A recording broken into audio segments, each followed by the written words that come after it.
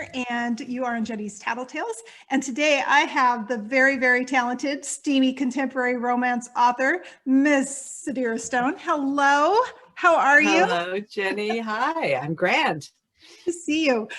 So your series name is the Bangers Tavern Romance series, and today's spotlight is on Opposites Ignite. Look at it. I love the cover. I actually really enjoyed that cover. I like Thank you. Isn't it gorgeous? It really is. Who is your cover artist? It's Dar Albert is her name. I think she's in Washington State, but she might be in BC. Oh, really? And her company is called Wicked Smart Design. Highly recommend. She's great. I love it. It wasn't easy finding someone who looked like Rosie, but she hit it. She nailed it. Oh, that's even better when they get the vision. That's so great. Right. And she found me and Eddie, because these two are supposed to be exactly the same height. You know how romance heroes are usually these huge hulking guys. And Rosie is a curvy heroine, as you can see. She's got tattoos all over her. She's an aspiring tattoo artist. I love it. In the first book in the series, I described her as having electric blue hair. That was, she's just modeled on lots of people that I've met in the neighborhood in Tacoma where the series takes place. We are a heavily tattooed town and, a lot of very colorful people. And I'm just so pleased that she found that model and put it together. It's lovely. Well, one thing I really love is that she's plus size. That's nice. That's great. It's great that you have that. And you had just told me, I could hopefully share it in the middle of our little thing here, is that you are about to get your first tattoo. Yes, tomorrow. I'm excited. You're so excited. Yes. It's something that I wanted to do for a long time. And then when things finally opened up again, I thought, well, okay, do it now. Yeah, I have 3. I don't have one on my shoulder, but I do have a big one on my back, and I have 2 on my ankles. And the ones on my ankles were a little bit tricky, but I think this is going to be it's not as bad there. Right. I read this is one of the less painful places, so I'll start here. Good. Oh, that's so nice.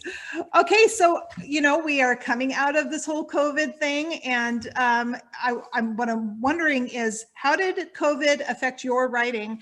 Did it change your writing? Did you learn anything about yourself during these months of seclusion? Yeah, I think I definitely learned the meaning of the phrase languishing. I'm sure you've read about that. We're not really sunk in the depths of depression, but we're not exactly thriving. We're languishing. Yeah, great word. Yeah, the first 6 months were pretty productive for me. I was working on writing this one and promoting this one, the first book in the series, which came out in October. This is Christmas Rekindled. I love it. And so, I wrote this one during, let's see, gosh, what is time anymore? Right. So we stopped going anywhere in March of 20. Yes. Okay. And so I had 2 books come out with the Wild Rose Press. Love, Art, and Other Obstacles, which is in a previous series that takes place in a bookshop in Eugene, Oregon, called the Book Nirvana series. And then we put out a call, the Wild Rose Press did, for ice cream themed stories that take place on a beach. And I thought, okay. So it's a novella called Gelato Surprise. And it's quite steamy because all my books are steamy. And I modeled it after Ocean Shores, Washington, and the beaches on the Longview Peninsula, so Washington, Oregon coast, and just invented a beach town called Ocean View, and that was a lot of fun. And if you've never been to Ocean Shores, I mean, any of the readers or listeners or viewers out there, my gosh, is that a beautiful place? So great. It's weird though.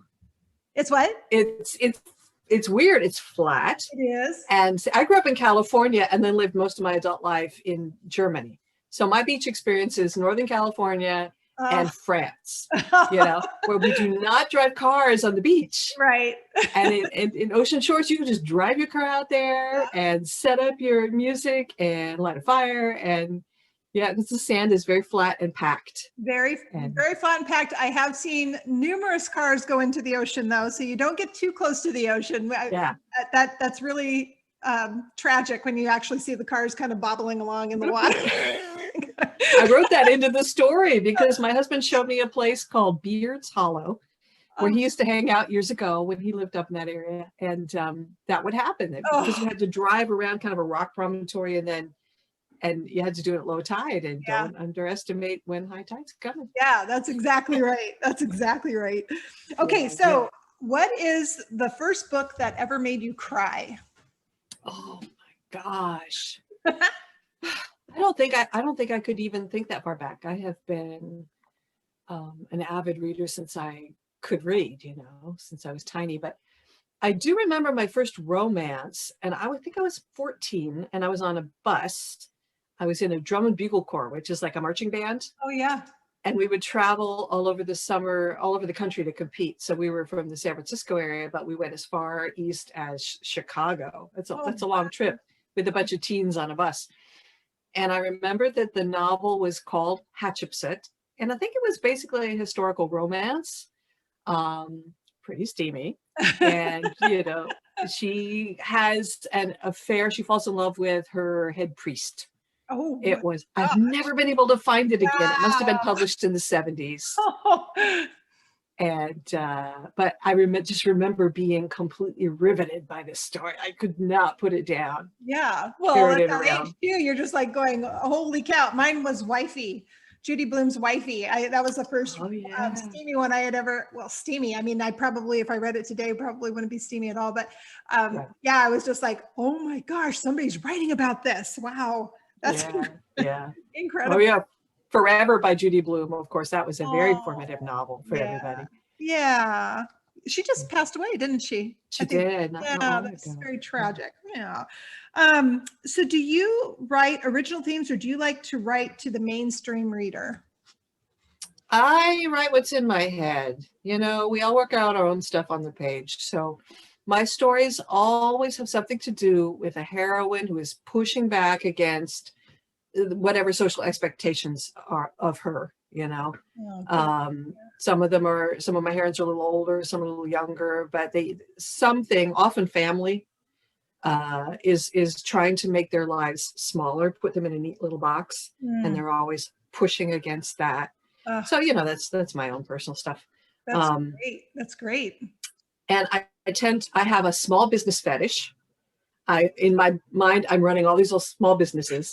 So I've written about, coffee shops and bookstores, and now a bar and things. I like that as a setting because it brings together kind of a found family. Yeah, I love found family, so that's in my books. What else? And my characters are often some kind of artist. Oh, given unlimited time and money, I would take every art class. I like creative people. I love artists. I love art. Not tremendously talented at it, but it's just fun. It's good for you. I think it's good for the soul. Absolutely. Yeah. Have you ever been up to Bellingham? I have not. You should go up there and see some of their local artisans. There's a beautiful gallery. I think it's called the Chuckanut Bay Gallery, and they have glass blowers, and they have potters, and they have photographers. All of this, it's all local artisan, and it's so much. I love going to those. I'm right there with you. I love that too. Anybody that's creative, it's you can spend hours talking to them and picking their brain about great things. So that's a great way to be. Now, if you were not a writer, would you be a small business owner? My dream business would be, and I saw something like this once years ago, a bookshop that sells new and used books and hosts events by local authors, but also is an event space, also sells artwork and other handmade things by local people, local artists and artisans, like, the soaps and the candles and all the cool stuff, the sculptures and the jewelry, so that it's a place where it's, a combination of bookshop and artist co-op. Oh, perfect. Yeah. I love that. Yeah. Anything that's, writing is very creative too. So, I mean, that creative, it feeds your creative soul. That's beautiful. I love that. Yeah. So you were talking about that your scenes are, you're a steamy romance writer. Does writing the opposite sex or writing the sex scenes challenge you in any way? Yeah. What's your process for doing it? Do you is it so when you're writing from a male perspective, how are you doing that? Are you listening to conversations? Are you asking your hubby? Are you just thinking about it? What's your process there? I mean, I'm old, and I was a high school teacher for 27 years. I have come to know well, I dated, this is not the first time I've been married. I've come to know a lot of male humans well. And I think the key is just to remember that guys are humans, they're people. And it helps to sometimes, if I'm unsure of like phrasing, what did guy use this word, ask some guys. It bugs me as a reader when I read something that's supposedly written from a man's point of view, and it sounds like the words that would come out of a woman's mouth. I try not to be too heteronormative, binary, whatever about it. But it's the mark of good writing, period, to have each character sound like a different person. Exactly. Yeah. It's not good when they all sound the same. So, listen to people talk to people, and actually reading good fiction helps because you see how other people do it well. Yeah. But yeah, I don't find it difficult to imagine like what a love scene would be like from the guy's perspective. Yeah. Yeah, that's good. Good answer. What is your favorite part of writing life? Do you have a favorite part? Is there when you have like you're coming up with you're sitting down for the first time, you got your new book. What is your favorite part? Editing, actually, which makes me sound like a real weirdo. Oh my God. Getting that first draft down is the most difficult thing. You can see behind me, I've got, this is my whiteboard. I'm using the basic structure set out by Gwen Hayes, Romancing the Beat. Oh, yes. And then over here, and it's almost empty now, is a cork board where I have 3 other plot threads that intersect. And as I take an element off those are my outline. And as I take an element off the outline, because I'm a kinesthetic learner, so I like physical objects I can manipulate. Yeah. Then I have the great joy of writing it into the story and then throw this in the trash. And it feels like, yes, there's one more thing done. It's like a to-do list that you just scratch off the next item. Oh, wow. Now, so do you use Scrivener? All of those things? No. Yeah. Now, why don't you use Scrivener? I'm interested. I tried it a little bit. I was in a critique group, and 2 of the 3 other people loved it. But I found that it was just duplicating something that I already do pretty efficiently with Microsoft Word and paper. Yeah. Yeah. And I don't need to learn a new program. I gave it a good try, but it didn't add any benefit for me. Do you use it? I have tried it, and it's the same kind of thing. To me, it doesn't translate super well, or I can't get it to translate super well when I'm going from laptop. Like we go boating. Half of our lives are spent on my boat. So, we will go, I'll be here and then I'll be trying to work on something there. And sometimes it doesn't translate super well. And I love the idea of it, but like you just said, putting it all up on the cork board and you're doing the same exact thing. So that's an interesting, and I'm visual and I'm kinetic as well. So I'm going to give that actually a try, because I think that's a really great way to do it. If you can't do it on the computer, do it live and in person. That's great. Mm-hmm. Yeah. Mm-hmm. So do you have a favorite real life superhero? Is there someone in your life that you just really... Somebody that I admired tremendously was my high school drama teacher. Oh. Her name was Lisbeth Marr. She passed away a few years back. She was, when I knew her, a former Las Vegas showgirl in her 50s. I love it. She had the best legs. She had great legs and could sing. And she and her husband they ran the theater department at our school, which was a pretty big school in California. She just had this way of reaching into the teenage psyche and motivating us. I always felt so terrible if I let her down in any way, and helping people blossom. And I became a theater teacher later on in life for a little while, and it's a wonderful home for all those smart, creative, odd duck kids come together and form a real, it's family, you know? Yeah. And I was never in competitive sports. That just wasn't part of my world. And this was a huge influence in my life. So she was able to take that little tiny timid spark in me and, you know, help it to burn brighter. And I hope that I've been able to do something like that for the kids that I worked with. And I really admire people who can just look at somebody else and really see them and see their strengths and help magnify that, help that to grow. Oh, beautiful. Yeah, it takes a special person. Not everyone can do that. Not every teacher can do that, but I have certainly known many teachers in my life that have been like that too, that can bring you to your better place. That's really cool. Let's see. Now, do you have a newsletter? I do. And so here's my next question. How would someone benefit from signing up for your newsletter? They get really bad jokes. Inspired by one of my favorite romance podcasts, Smart B Word. I don't know what I can say on your channel. Trashy Books. Yeah. She ends every podcast with a truly bad joke. It's usually, she calls them dad jokes, but it's some kind of awful pun. And I love those. My daughter and her husband are tremendous punsters, and we swap puns back and forth. And so I search out a bunch of jokes on whatever the theme of the month is. That's great. Yeah, that's a great way to do it. That's fun. There's always some kind of giveaway too, you know, it might be a group giveaway people can enter, or if I'm not in one, I'll, you know, give away one of my books or some Tacoma swag, although we're moving soon. So it won't be Tacoma swag anymore. It will be Las Vegas swag. You're going to Las Vegas? We are. Oh, yeah. Wow. When is that happening? Later this summer. We wanted to move sooner. My husband's son and his lovely wife live down there, and her family.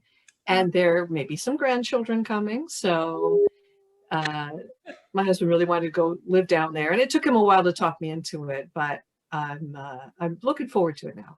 Oh, but he's had some medical problems, so we're working on that, and we will probably be moving in July. Oh, wow. Not the best time, right? Oh, I was just going to say, my gosh, I was telling you, we were just at a wedding in Mexico, and he's like a surrogate son to me, and they live in Las Vegas. He also runs our satellite program for our business there. And it's hot. Just invest in some air conditioning right away. Yeah. For July time anyway. So what's coming up for you? What do you got coming up? I'm working on the third book of this Bangers Tavern series. By the way, Bangers Tavern was named for the sausage. Get your mind out of the gutter. You know, bangers and mash, traditional British pub fare.